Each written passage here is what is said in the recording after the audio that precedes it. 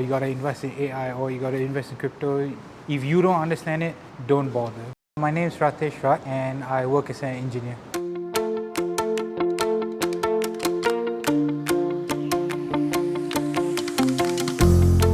Basically, I have never done any investing. I guess until now, I was under the impression that it was kind of like a full-time job. But then when I attended Cayden's masterclass, he made it look like it's not as much of like a commitment. My favorite thing is Cayden seems to be able to just simplify these concepts and really keep it simple throughout the class. Even if more complicated question comes up, he tries to keep the class simple so that we are not overwhelmed.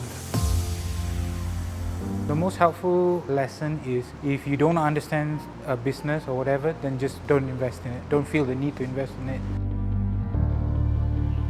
If I see the results in applying everything that I've learned here, and I see good results, I will definitely recommend to my friends.